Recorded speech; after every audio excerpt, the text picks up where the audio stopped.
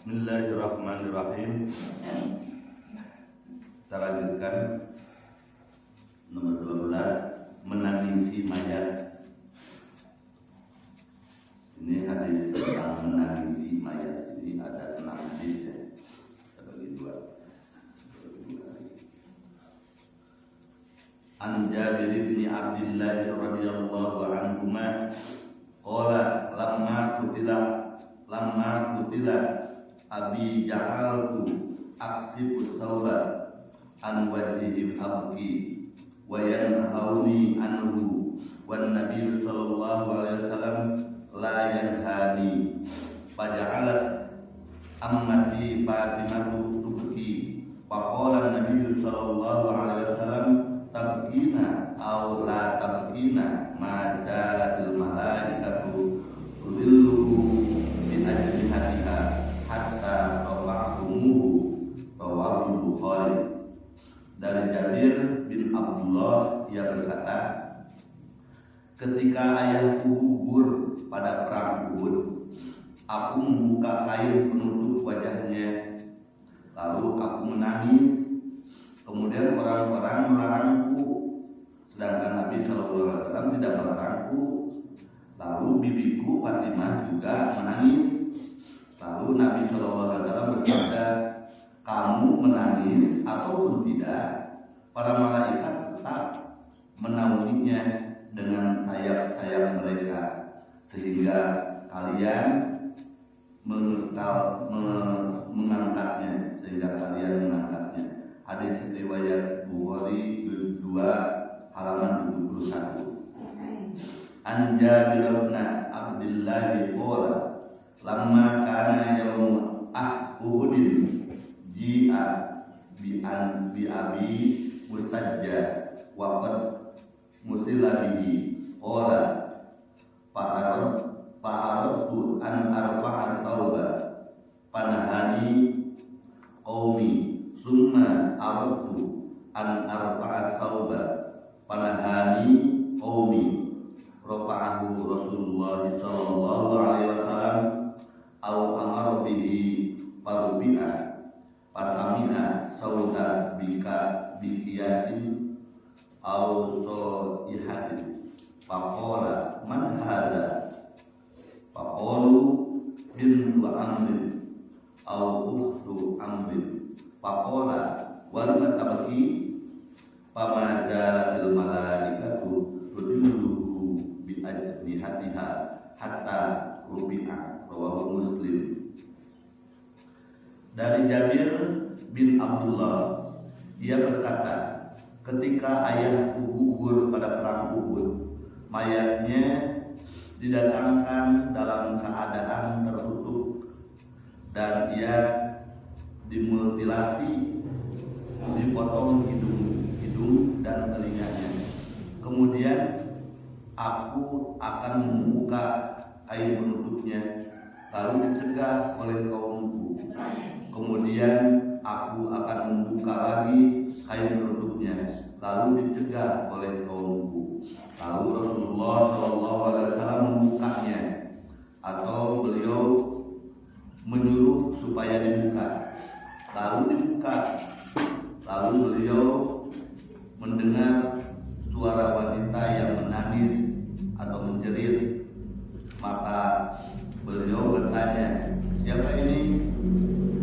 Para sahabat menjawab, anak perempuan Amr atau saudara perempuan Amr. Beliau bersabda, mengapa dia menangis? Sedangkan para malaikat tetap menaunginya dengan sayap-sayap mereka hingga mayat itu diangkat. Hadis riwayat Muslim juz 4 halaman 1917 nomor 129.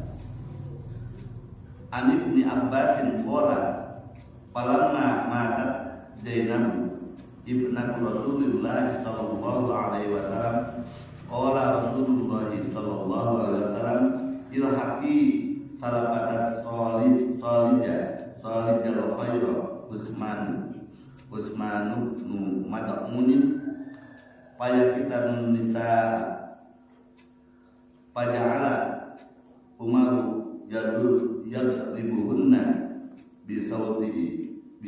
haudhihi fa aqada Rasulullah sallallahu alaihi wasallam biyadihi wa qala mahla ya Umar summa qala ibkina wa iyyakunna wa na'iqas syaitan summa qala innahu mahma kana minal aini wal qalbi fa minallahi azza wa jalla wa minar rahmah wa ma kana minal yadi wal lisani fa minas syaitan. Rawahu Ahmad.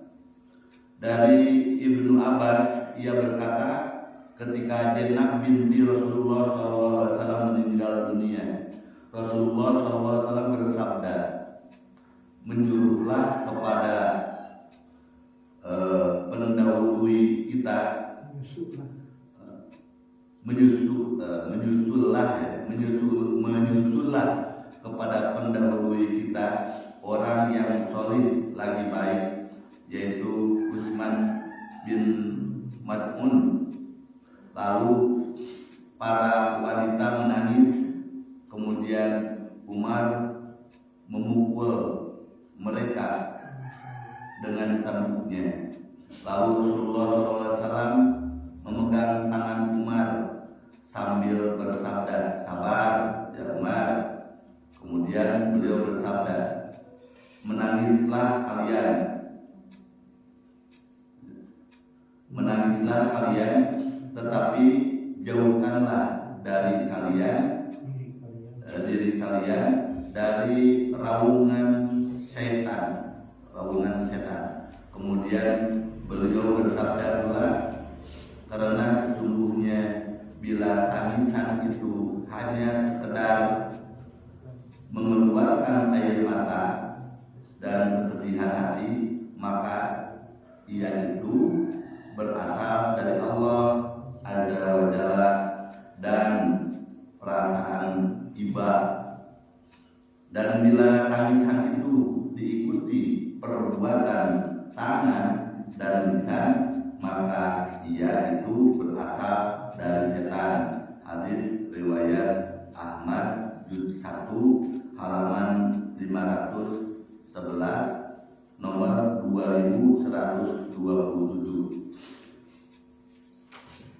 Saya jelaskan sedikit tentang menangisi mayat itu. Kalau disebutkan dari 3 hadis ini boleh dan memang ditangisi ataupun tidak, tetap mayat yang orang soleh itu dinaungi oleh malaikat. Itu dinaungi oleh malaikat. Teknis, gitu mayat mah gitu. Ya, tidak ada pengaruh apa-apa. Artinya boleh. Di sini kalau ada tadi yang ketiga ini, kalau ada nangis, ya, meraung-raung, cerita-cerita, ada perbuatan lisan dan perbuatan tangan. Perbuatan lisan itu dengan ngomong segala macam, ya, atau gitu.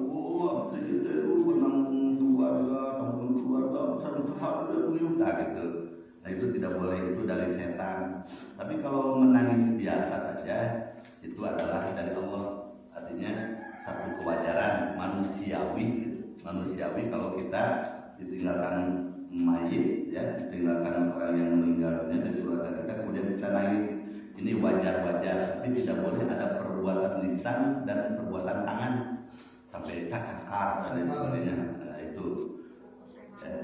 itu dari perbuatan setan. Tapi kalau nangis biasa, itu adalah dari Allah. Kokosodan. Perbuatan setan tidak boleh, ya, menangisi mayat sambil bicara apa aja, sambil bicara, atau menangisi mayat sambil gegocok gitu, sambil cekar segala, itu tidak boleh. Wallahu a'lam. A'udzu billahi minasy syaithanir rajim. Bismillahirrahmanirrahim. Alhamdulillahirabbil alamin. Arrahmanirrahim. Maliki yaumiddin. Iyyaka na'budu wa iyyaka nasta'in. Ihdinas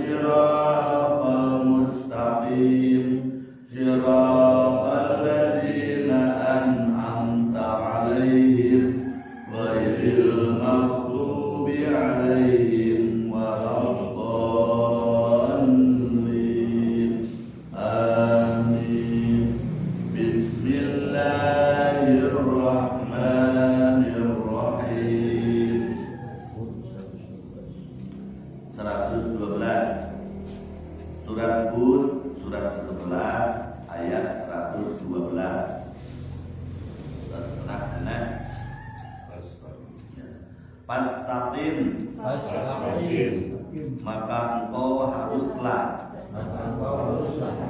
teguhlah di jalan yang benar. Kama umirtu, sebagaimana engkau diperintah. Wa man taba, dan juga orang yang bertobat. Ma'aka, bersamamu. Wala tasbau, dan janganlah kalian melampaui batas. Innahu, sesungguhnya dia, bima ta'maluna, dengan apa yang kalian kerjakan, basirun, maha melihat. Wala tarkanu, dan janganlah kalian cenderung, ilal ladzina zalamu, kepada orang-orang yang berbuat zalim. Fatamassakumun nar, niscaya api neraka akan menimpa kalian. Wama, dan tidaklah ada lakum, bagi kalian, min dunillahi, selain dari Allah, min awliya'a, dari para pelindung. Summa, kemudian la tunsurun, kalian tidak akan beri pertolongan. Kalian tidak akan diberi pertolongan. Ayat 112 terjemah lengkapnya surat Hud ayat 112. Maka tetaplah engkau Muhammad di jalan yang benar, sebagaimana telah diperintahkan kepadamu, dan juga orang-orang yang bertobat bersamamu. Dan janganlah kamu melampaui batas, sungguh dia maha melihat apa yang kamu kerjakan. Ayat 113. Dan janganlah kamu cenderung kepada orang-orang yang zalim, yang menyebabkan kamu disentuh api neraka, sedangkan kamu tidak mempunyai seorang penolong pun selain Allah, sehingga kamu tidak akan diberi pertolongan. Ini ayat ini memperjelas ayat sebelumnya bahwa orang-orang pada zaman di Madinah, zaman Rasulullah, diperintah ibadah oleh Allah, kemudian disampaikan kepada Nabi Muhammad. Ini ayat ini, tugas manusia itu ibadah. Di antara manusia itu ada yang melaksanakan ibadah yang diperintahkan oleh Allah itu, ada yang tidak. Ini ibadah ini perintah bukan kepada orang mukmin saja. Dalam surat Al-Baqarah ayat ke-21 dikatakan, ya ayuhan nasu budu, ya ayuhan nas, ya ayuhan nas, wahai manusia, ubudu rabbakum, ubudu, beribadahlah kepada Allah, seperti halnya diperintahkan orang-orang terdahulu, yaitu disuruh ibadah. Nah, di antara manusia itu ada yang ibadah, ada ibadah kepada Allah, ada yang ibadah itu kepada selain Allah. Di sini diajak untuk beribadah kepada Allah itu menurut Allah yang dicontohkan oleh Rasul. Dia itu bukan beribadah menurut apa yang dicontohkan oleh Rasul, tapi mereka beribadah nama, tapi apa yang dicontohkan oleh nenek moyang mereka. Jadi mereka itu mengikuti nenek moyang, contohnya itu bukan mengikuti Rasul. Kok aja Allah angkat Nabi Muhammad sebagai Rasul itu adalah sebagai uswah, sebagai contoh untuk dalam pelaksanaan ibadah. Tapi mereka karena Nabi Muhammad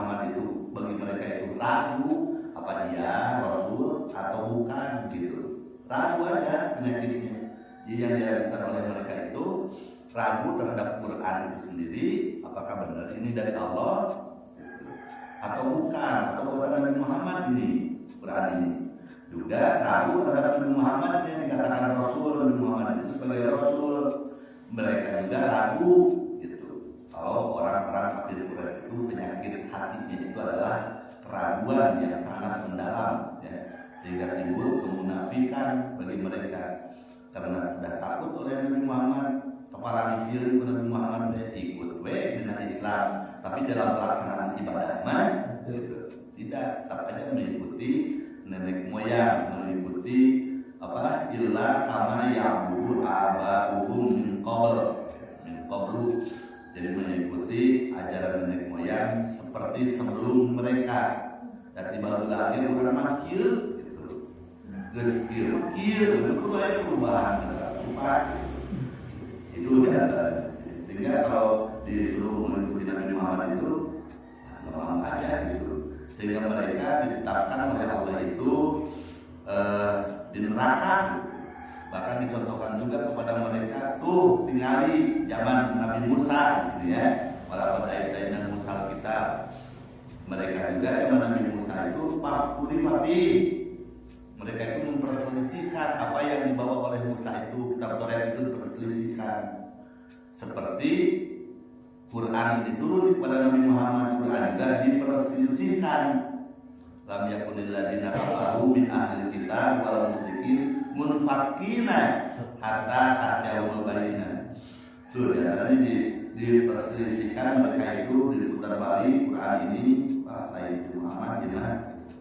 Nah, kemudian mereka itu ditetapkan oleh Allah yang seperti itu adalah Fafinnar itu di dalam kehidupan neraka, dan mereka itu dalam keadaan kekal.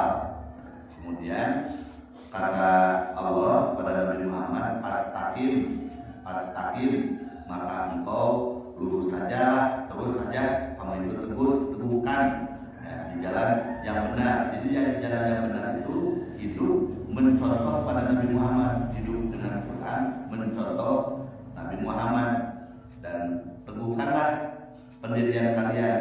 Ini pastaqim, hawa itu seperti halnya apa yang diperintah.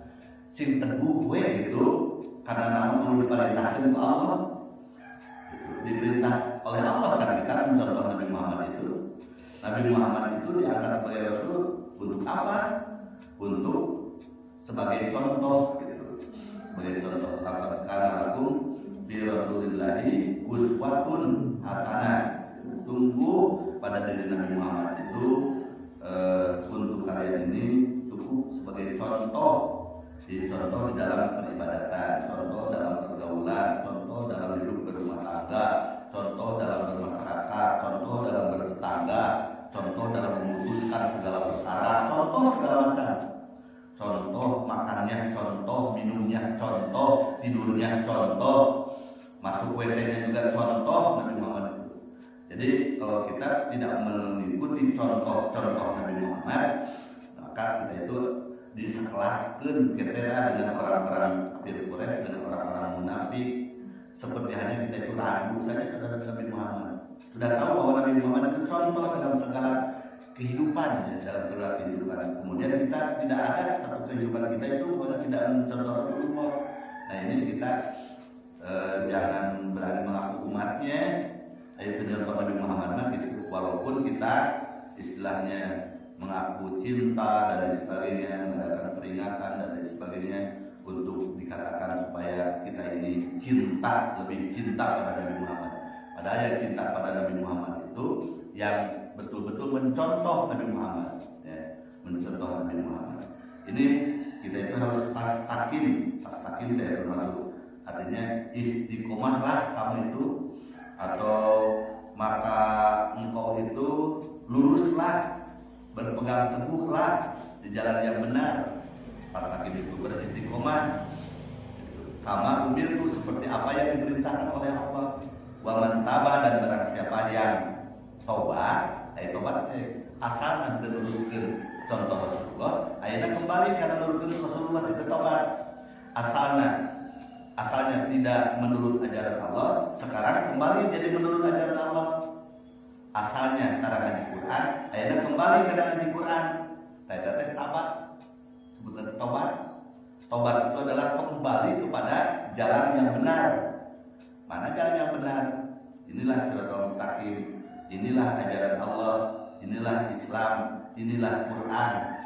Ya, yang sudah dilaksanakan oleh Nabi Muhammad. Kita kembali pada Quran itu dalam arti taubat. Dan barang siapa yang mustaqim itu berpegang teguh terhadap yang benar, seperti halnya kama umirtu, seperti halnya apa yang diperintahkan oleh Allah dan Rasulnya, wa man taba. Itulah yang dikatakan taubat ma'aka bersama Nabi Muhammad, sama dengan Nabi Muhammad, yaitu sama dengan mengikuti Nabi Muhammad. Wala taqwu, dan kamu itu jangan kamu melampaui batas batas dalam hal peribadatan. Jadi melampaui batasnya melampaui Nabi Muhammad. Kalau kata perkiraan ini adalah lebih baik. Ya contoh umpamanya setelah sholat kita membaca istighfar 3 kali, kira-kira lebih halus 7 kali oke. Padahal contohnya 3 kali umpamanya. Itu teh dikatakan melampaui batas. Itu. Lalu di contohan untuk sholat mah 3 kali, ada istighfar setelah sholat dan seterusnya. Itu berapa kali aja? Ya bahkan Nabi juga tidak kurang dari 100 kali. Itu juga diikuti. Tapi namun seperti mana subhanallah 33 itu contoh dari Rasul untuk melampaui batas. Orang ini 40 oke. Daekeun itulah istilahnya mampu 50 kali. Kita ikuti aja 33 gitu. Ya, alhamdulillah 33, Allahu Akbar 33. Itu aja diikuti gitu apa yang dikatakan oleh Rasul. Dan kemudian yang dikatakan melampaui batas itu adalah yang dikatakan batas itu hukum. Batas dari Allah itu hukum Allah. Artinya melanggar hukum Allah itu sama dengan melampaui batas. Jadi, melampaui batas itu melanggar hukum Allah. Di sini dilarang wala taqwu, jangan kamu melampaui batas. Innahu bima ta'maluna basir. Sesungguhnya Allah itu melihat apa yang kamu kerjakan. Apa yang kamu kerjakan itu diperhatikan oleh Allah, dilihat oleh ajaran Allah. Jadi nanti kita bisa, kalau kita merasa dilihat oleh Allah, ini hati-hati dengan Quran, kita melaksanakan Quran ini ya seperti apa yang diperintahkan aja kama umirtu gitu. Sama dengan kalau di dalam doa kita itu wabidzalika umirtu, karena itu kami merasa diperintah laksanakan. Kama umirtu, kama umirtu seperti melaksanakan itu seperti apa yang diperintahkan. Seperti apa yang dikatakan Nabi Ismail, ib'al maru, ya abati, ib'al maru, wahai ayahku, kerjakan apa yang diperintah. Itu kata Nabi Ismail kepada Nabi Ibrahim, kepada ayahnya.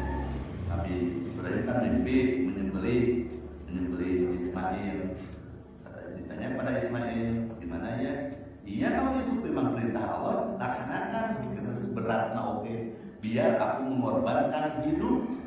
Itu mengorbankan hidup. Nabi Ismail itu sudah siap mengorbankan hidupnya demi melaksanakan perintah Allah. Kalau Nabi Ibrahim siap mengorbankan anaknya juga, artinya siap mengorbankan kesayangannya. Itu Nabi Ibrahim siap mengorbankan kesayangannya. Nabi Ismail siap mengorbankan hidupnya. Kemudian keduanya masing-masing telah menyatakan diri bersabar kepada Allah, siap untuk melaksanakan. Ya Allah itu tidak akan merugikan, tetapi menggantinya, gitu. Menggantinya dengan amal yang dilakukan itu, mengganti dengan balasan yang berlipat ganda. Akhirnya nama Ismail selamat, Nabi Ibrahim juga istilahnya mengorbankan kesayangannya selamat. Itu jadi Allah melaksanakan perintah Allah itu. Ini Allah itu punya penilaian terhadap apa yang kita kerjakan. Wala tarkanu ini, dan janganlah kalian cenderung ilal ladzina dzalamu, kepada orang-orang yang zalim. Orang yang zalim itu adalah orang yang tidak melaksanakan perintah, itu mendolimi diri sendiri. Orang yang tidak mau melaksanakan perintah Allah, itulah orang yang zalim. Jadi jangan diikuti, jangan mengikuti orang-orang yang zalim. fatamassakumun nar, niscaya api neraka akan menimpa kalian. Jadi kalau kita mengikuti yang orang-orang dolim, kalau definisi dolim itu adalah dolamul nafsi, artinya mendolim dirinya sendiri.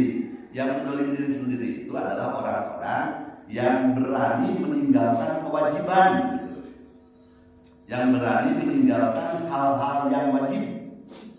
Kewajiban itu banyak, ada kewajiban terhadap Allah, kewajiban terhadap orang tua, kewajiban terhadap diri sendiri, kewajiban terhadap istri, kewajiban terhadap suami, kewajiban terhadap anak, gitu kan? Kewajiban itu, kewajiban terhadap tetangga, kewajiban terhadap masyarakat, kewajiban terhadap jamaah. Itu ada kurang lebih ada 9 kewajiban itu, pokok-pokok kewajiban. Kalau itu berani ditinggalkan, itulah orang-orang yang dolim. Jangan diikuti. Kalau diikuti, kata Allah, kamu itu kehidupan nar bagimu, bagi kalian. Wa ma'akum, dan tidaklah bagi kalian itu min dunillahi, selain dari Allah ini, min auliya, dari apa? Penolong. Sumalatun suruh, kalian itu tidak akan ada pertolongan dari pihak manapun. Kalau kita sudah mengikuti orang yang dolim, kemudian kita masuk neraka, nah orang yang diikuti yang dolim itu tidak akan menolong, kecuali yang menolong itu Allah, gitu. Yang bisa menolong itu Allah. Orang-orang yang dolim itu selain ya dari Allah tidak akan ada yang mampu menolong. Jadi kita itu kalau sudah masuk neraka, kemarin itu kan dijeritan, ya, luar biasa kalau dijeritan itu hekok segala macam, tarik nafas ke dalam, tarik nafas keluar, sampai menyesakkan dada, menyesakkan nafas, hampir-hampir seperti hanya mau mati, dan memang sudah mati dan tidak akan mati lagi. Kalau sudah di neraka itu terus aja repot, ya, terus aja istilahnya siksaan bagi dirinya kalau sudah hidup di neraka itu seperti itu. Makanya kita siapa yang harus diikuti gitu. Ini yang harus diikuti adalah ajaran Allah. Apapun yang diperintah, kamu itu harus pastakin. Harus pastakin sama umir tuh, berpegang teguh atau istiqomah, artinya harus konsekuen, ya, konsekuen terhadap perintah-perintah Allah. Kemudian dan barang siapa yang tobat, gitu, dan artinya harus mengikuti apa yang diperintahkan oleh Allah. Yang kedua harus bertobat, kembali kepada ajaran yang benar. Wala tabau itu jangan apa? Jangan kalian melampaui batas, melanggar hukum-hukum Allah. Kalau diperintahkan oleh Allah laksanakan, gitu. Tidak melanggar. Kalau yang dilarang oleh Allah kita tinggalkan atau jauhi. Sebaliknya itu pelanggaran. Yang pelanggaran itu apa yang diperintahkan oleh Allah kita tidak melaksanakannya, artinya melampaui batas. Apa yang dilarang oleh Allah, kemudian yang dilarang oleh Allah oleh kita dilaksanakan. Dilarang bukan dilaksanakan. Nah, itu melampaui batas. Diperintah oleh Allah bukan melampaui batas. Nanti orang-orang yang melampaui batas itu sekelas dengan orang fasik. Fasik, ya. Fasik itu adalah orang-orang yang melampaui batas. Diperintahkan oleh Allah, kalau dilarang oleh Allah dilaksanakan. Nah, ini jangan kita melampaui batas. Tapi kita ini harus istiqomah di dalam melaksanakan perintah Allah dan harus bertobat dan kembali pada jalan yang benar. Kalau kita mengikuti orang yang dolim, kita akan ditempatkan di neraka. Kalau sudah di neraka, kita tidak ada yang menolong, gitu, ya. Kalau ada yang A'udzu billahi minasy syaithanir rajim. Bismillahirrahmanirrahim. Fastaqim kama umirtu wa man taba ma'aka wa la tatghaw innahu bima ta'maluna basir. Wa la tarkanu ila alladziina zalamu fatamassakumun nar wa ma lakum min dunillahi min awliya thumma la tunsarun.